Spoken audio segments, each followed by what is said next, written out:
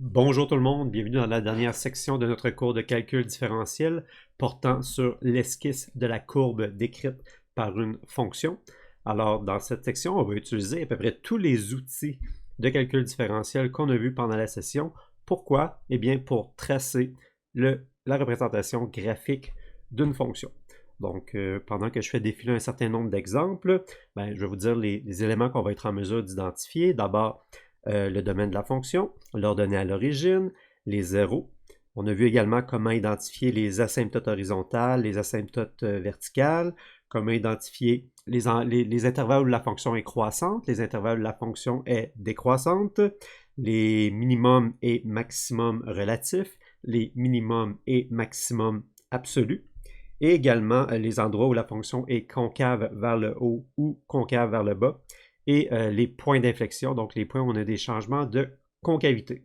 Et on peut également même identifier des points anguleux, comme on a ici dans x carré moins 1 exposant 2 tiers.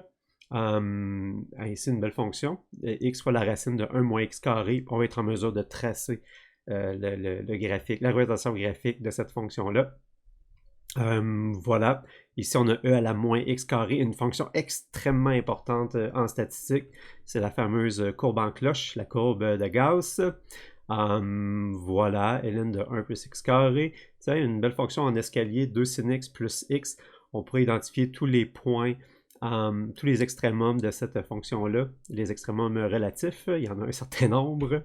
Et si vous avez vu la dérivation implicite, bien voilà, vous pourrez également tracer la fonction x à la x. Donc, comment on va procéder exactement pour tracer la courbe décrite par une fonction? Eh bien, on vous propose une petite procédure toute simple en 6 étapes. Première étape, on détermine le domaine de la fonction, son ordonnée à l'origine et ses zéros, les racines de la fonction. Donc, pour trouver le domaine, on a vu ça à l'annexe A.12 et également à la section 6.1. L'ordonnée à l'origine, on évalue la fonction en 0. Les zéros de la fonction, on résout l'équation f de x égale 0 lorsque c'est possible. Ensuite, deuxième étape, on va rechercher les asymptotes horizontales et les asymptotes verticales. On a vu ça aux sections 1.2.4, 1.2.6 et également à la section 6.2. Ensuite, on va déterminer les valeurs critiques de la fonction parce que ça va nous aider à identifier les zones de croissance, de décroissance et les extrémums également. On a vu ça à la section 5.1. Ensuite, on va déterminer les valeurs critiques de f' de x, donc les points où la dérivée seconde s'annule ou les points où la dérivée seconde n'existe pas. Et ça va nous aider à identifier les points d'inflexion et les zones de concavité vers le haut, concavité vers le bas. On a vu ça à la section 5.1 et 6.3. Ensuite, grâce à ces informations-là, on va pouvoir se construire un tableau des signes qui va justement nous permettre d'identifier les régions où la fonction est croissante, décroissante, concave vers le haut, concave vers le bas, les points d'inflexion, les extrémums.